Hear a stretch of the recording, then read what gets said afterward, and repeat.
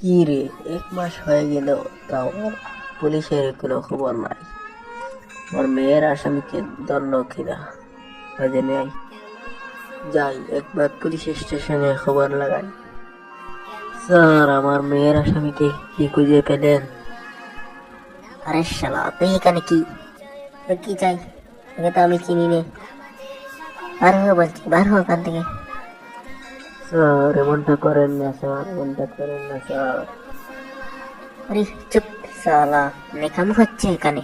এখানে নেকামের জায়গা। চলে যা এখান থেকে। স্যার, খুঁজে দেখুন না একটু স্যার। তবে রে, তোর তো আজকে শেষ।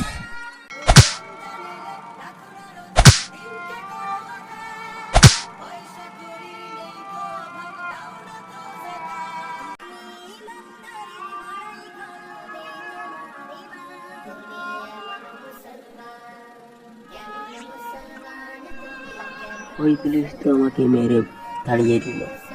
হায়রে দুনিয়া, গরিবের সাথে এরকম হয়। যাই একটু কেলটু মস্তানের কাছে যাই, তিনি কিছু করতেন পারে কিনা। আসসালামু আলাইকুম স্যার।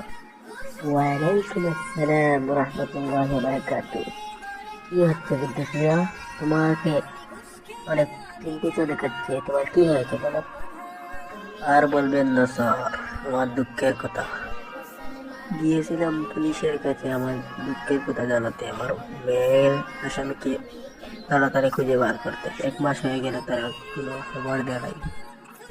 আর এখন যখন পুলিশের কাছে গেলাম, ওই পুলিশ রমেশ বাবু আমাকে অনেক মেরেছেন এবং এই থানা থেকে বের করে দিয়েছে। কেন ওই পুলিশের এত সাহস কি করে হয় তোমাকে মারার? দাঁড়াও, আমি আর ব্যবস্থা করছি। এক্ষুনি ওই বল্টু পুলিশকে ফোন মারবো, দেখি সে কি বলে। সে যদি কিছু না করতে পারে, আমি নিজে গিয়ে ওই পুলিশ অফিসারের কান ধরে পুশ করাবো। হ্যালো, বল্টু পুলিশ অফিসার, শুনতে পাচ্ছিস? হ্যালো, কে বলতেছেন আপনি? আর আপনি আমার সাথে এরকম করে কথা বলছেন কেন? আমি তোর বাপ বেটা পুলিশ অফিসার বল্টু।